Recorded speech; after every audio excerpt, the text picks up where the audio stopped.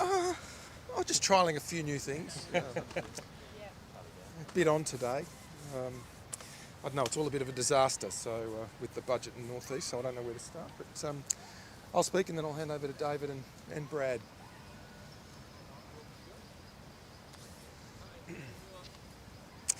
Things are getting worse under Premier Jacinta Allen.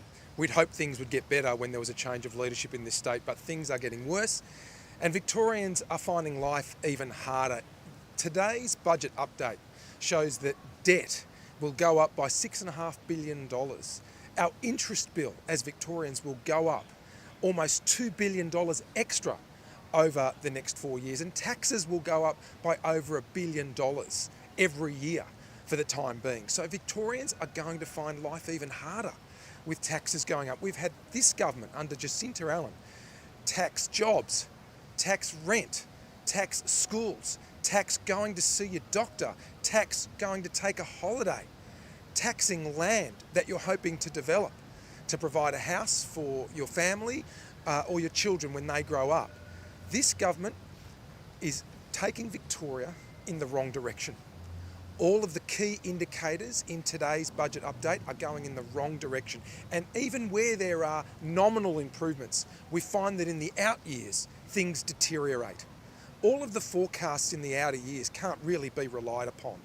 This government is taking Victoria in the wrong direction. Debt up, taxes up, our interest bill as Victorians all going up. We know that a big reason for this is total mismanagement by Premier Jacinta Allen of major projects in this state. And we've seen today a combination of arrogance and incompetence. The North East Link blowing out to $26 billion. This is so many billions over budget, many Victorians will forget what it started out as. This government can't manage money, it can't manage major projects, and Victorians are all paying the price through higher taxes, poorer services which get cut, whether it's in health, education, child protection, justice, roads, maintenance. There's no money for all of these vital services that we as Victorians all rely upon. It's all because of a combination of incompetence and failed leadership. Life is getting harder under Premier Jacinta Allen, and Premier Allen is taking this state in the wrong direction. I'll hand over to David and then Brad. Thanks, JP. Well, while Victorians are doing it really tough and tightening their belts during Christmas, Labor's doing the opposite and wasting Victorians' money, and we're all paying for it. I mean, what a disgrace, the fact that we see a government that are now $8 billion further down the track, literally 8 months after a May update, and they're blaming everybody else. Jacinta Allen needs to stop blaming COVID, stop blaming the Ukrainian war, and start taking responsibility herself for these budget blowouts. And while these major projects blow out, they result in huge debt, in huge cost of living pressures on all Victorians, and we're all feeling it. This is a legacy that we're all going to face, but not only us, our grandchildren and great-grandchildren. And to think that we would trust Jacinta Allen to sign up to a $200 billion SRL project based on what we've just seen, I mean, I think we're in fairyland to think that this government is going to be able to manage anything going forward. Every single project that Jacinta Allen has managed has blown out, and we're all paying for it. It's time that Jacinta Allen takes some responsibility for this mismanagement and, quite frankly, ultimately does something in terms of what we're going to do in the future, because this is a legacy that no one wants, no one signed up for, and we're all paying the price. This is really tough, and I think for Jacinta Allen to take out the trash only a few weeks before Christmas is a disgrace. It is, quite frankly, a slap in the face to all Victorians that are doing it really tough right now. Really tough.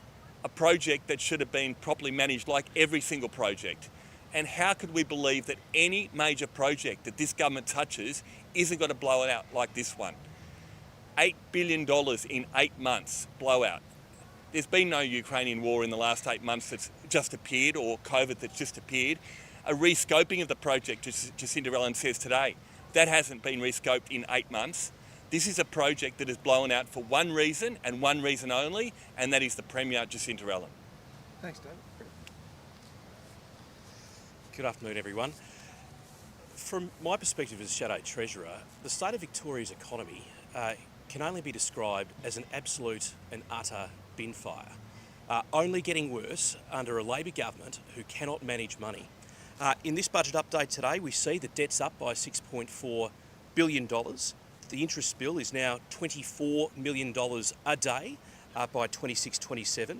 There continues to be blowouts on major projects, as we've seen today, all at the same time as the Allen Labor government is collecting more than $1 billion than they were anticipating in taxes imposed upon Victorians. And some of those taxes include a health tax, a jobs tax, a rent tax, a schools tax, all making life harder for Victorians at a time when they can least afford it. This budget update that we received today illustrates that Victorians are paying more than they've ever paid before, and they're getting less for it. They're being ripped off by a Labor government that really just doesn't care only days before Christmas. I'm happy to go into any detail that you may wish, but I'll throw back to John. Any questions for Brad, David, or I? Yeah, sure. So work started on this project at North East Link last year, but it's underway now. What do you want the government to do now we've learned of this $10 billion overrun? We called on Jacinta Allen when she became Premier to open up the books, show Victorians the full truth about the dire state of Victoria's budget, because we now know that Victorians are paying the price through higher taxes, higher debt and higher interest. I think the case for making all of Victoria's books open to the public so we can all see with transparency and apply proper scrutiny, that case is more compelling today than it was the day Jacinta Allen took over. We deserve the full truth about how exposed we all are as Victorians to these massive blowouts. It's not just the cost of the projects blowing out, it's the debt and interest that we're all paying now. An extra $100 million in interest just this year alone we will pay in extra interest because of that mismanagement. So it's more important than ever that Jacinta Allen, in the interest of transparency and basic fairness and respect for all of us as Victorians, open the books and let's see how bad things really are. Because I'm suspecting, like I guess a lot of Victorians, that things are worse than we're being told they are. What do you think this means for the suburban rail loop? I mean, it's $10 billion blown out for North East Link and $16 billion. SRL's $35 billion. What do you think that'll go up to? Here's the real danger and risk around the suburban rail loop. With all the criticisms we've spoken about, with no business case and no real supporters for the suburban rail loop, this is the real risk. If we have a similar rate of blowout on the suburban rail loop that we've seen on North East Link, suburban rail loop will cost anywhere between $500 billion and $1 trillion. That's the truth of it. We are talking about a massive debt-funded project without a proper business case, without any real support across the community. Grattan Institute, Auditor General, Ombudsman, Parliamentary Budget Office, Rail Futures Institute. There is a conga line of independent voices who all are expressing serious concerns about the viability of the suburban rail loop. We don't know how much this project could cost if we take into account the blowouts we're seeing on smaller projects. So we're very concerned about that, and it's why Jacinta Allen's decision to proceed with the signing of contracts for the suburban rail loop, with all of these concerns in mind, was financially reckless and economically irresponsible. Absolutely. Can I just add that the Premier would have known a number of days ago, before signing that last contract, that this project had blown out by $8 billion, yet has proceeded to sign Victorians up to more debt. This is financially irresponsible that a Premier would do such a thing, and we would be calling on the Premier today to not sign any more contracts, to release the contract that she's already signed on SRL, to ensure that we don't send the state broke. I mean, this is absolutely financially irresponsible of a Premier to be rushing off, signing contracts earlier in the week, and then later in the week release an update of an $8 billion blowout to a project that she signed up for. This is financial incompetence of the Premier, and she's got lots of questions to answer. Yeah, questions? Brett. What do you think this will mean for our credit rating? Sorry? For our credit rating? Sure. Well, we know that there's been significant pressure on our state's credit rating for some time, and this budget update is not good news, and it won't alleviate any further pressure that's already there. Through the budget, the government introduced a couple of measures that tried to mitigate the impact on a potential rating downgrade. But the reality is, this budget delivers more pain. This budget has debt increasing, this budget has interest payments increasing, this budget has more taxes being slapped on Victorians at a time when they can least afford it.